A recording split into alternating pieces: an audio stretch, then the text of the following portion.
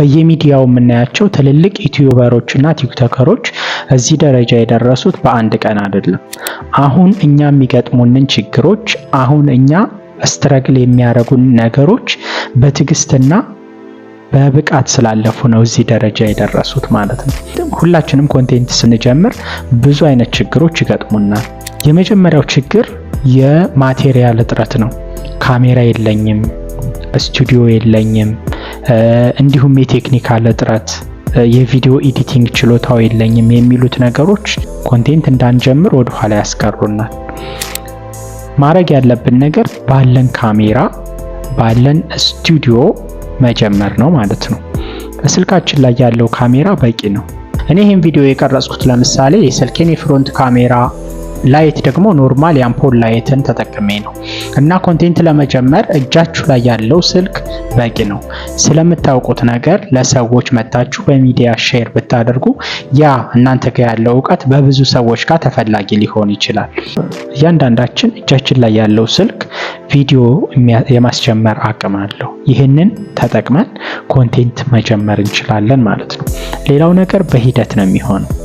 አሁን የምትዋቸው ትልልቅ ዩቲዩበር እና ቲክቶከሮች ይህንን ደረጃ የደረሱበት ትልልቅ ካሜራዎችን፣ ፋንሲ ካሜራዎችን፣ አሁን የሚጠቀሙትን ስቱዲዮ ከመጀመሪያው ጀምረው ተጠቅመው አይደለም። ያን ነገር በሂደት ራሱ ስራው ያመጣላቸው እድል ነው ማለት ነው። ሌላው የሚገጥመን ችግር ምንድነው? ተመልካች አለማግኘት። ይሄ ሁሉም ጀማሪ ዩቲዩበር እና ቲክቶከር ላይ በአጠቃላይ ጀማሪ ኮንቴንት ክሬተር ላይ ያለ ነገር ነው። የሁላችንም ቪዲዮ መጀመሪያ አካባቢ ምንም አይነት እይታ አያገኝም። ትንሽ ሰው 100 ሰው 300 ሰው ካገኘ ይሄ በቂ ነው። ምክንያቱም ለሚዲያው አዲስ እንደመሆናችን አንጻር ሚዲያውም የኛም ቪዲዮ ቫይራል እንዲወጣ ያደረገው። ቫይራል የሚወጣው እየደገምን በተከታታይ የተለያዩ ቪዲዮዎችን በብዛት እየሰራን ስንሄድ ነው። አልጎሪዝሙ ራሱ ቪዲዮአችንን እይታ እንዲያገኝ የሚያደርገው ማለት ነው። እና ይሄ ምንም ሊያስጨንቀን የሚገባ ነገር አይደለም። ዝም ብለን መስራታችንን መቀጠል አለብን ማለት ነው። እንዲሁም የሰዎችን አስተያየት መፍራት። ብዙዎቻችን ጓደኛ ምን ይለኛል፣ ቤተሰብ ምን ይለኛል ምናምን የሚሉ ነገሮች ያስፈሩናል። ይሄ ምንም ነገር የሚያስፈራ ነገር አይደለም። ሁላችንም ወይም ሌላውም ኮንቴንት ክሬተር ሲጀምር በየጓደኛ እየተፎገረ ሰዎች እየሳቁበት ይህን ሁሉ ቻሌንጅ ተቋቁሞ አልፎ ነው ትልቅ ደረጃ የሚደርሰው ማለት ነው። አንተ ዩቲዩብ ወይም ደግሞ ቲክቶክ ሰርተህ ጓደኞች ሲያዩ ቲክቶከሩ ዩቲዩበሩ ምናምን እያሉ ሙድ ሊይዙብህ ይችላሉ። ነገር ግን ያን ደረጃ አልፈህ ቻናልህ ትልቅ ደረጃ ሲደርስ ብዙ ፎሎወር ብዙ ሰብስክራይበር ሲያገኝ ግን እማታውቃቸው ሰዎች ጭምር በስልክ በኮመንት ሊያጨናንቁህ ይችላሉ።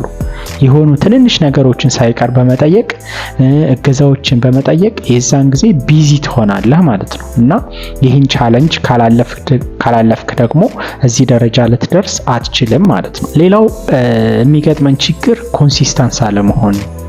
የተወሰነ ቀን በወኔ የተወሰኑ ቪዲዮዎችን ከሰራን በኋላ ከዛ ጥፍት እንላለን።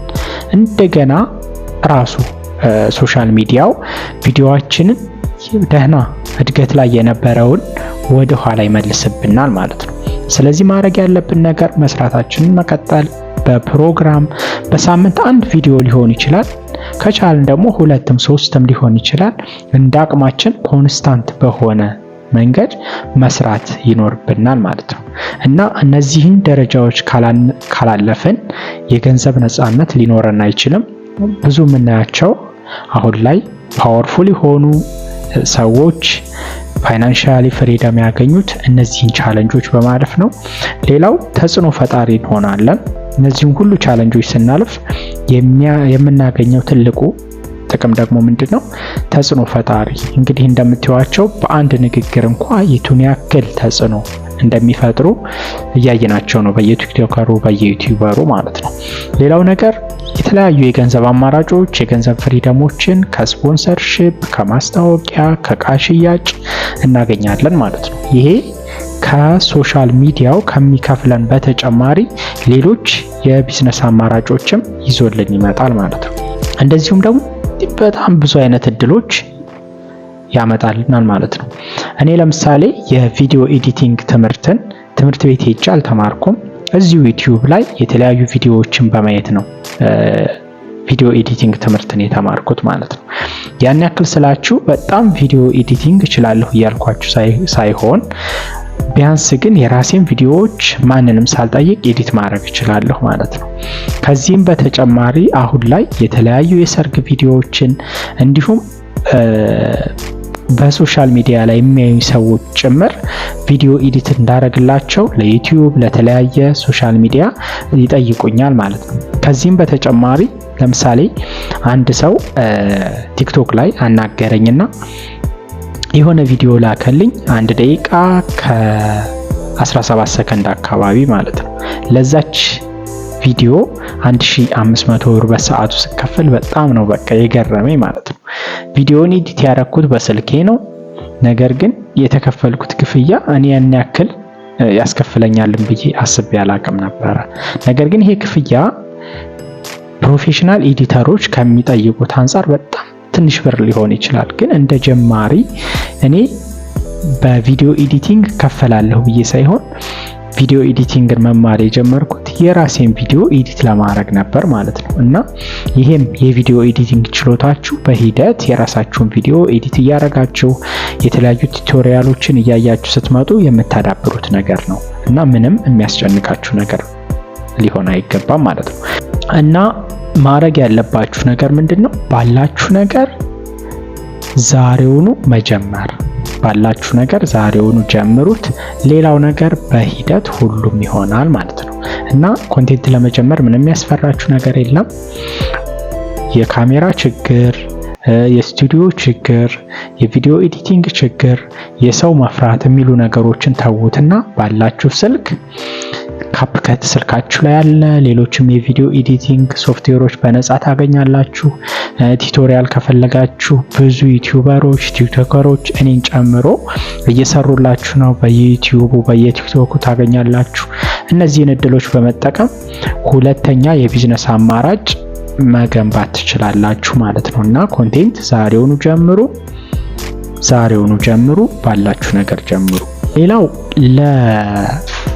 ኳሊቲ መጨነቅ የለባችሁም።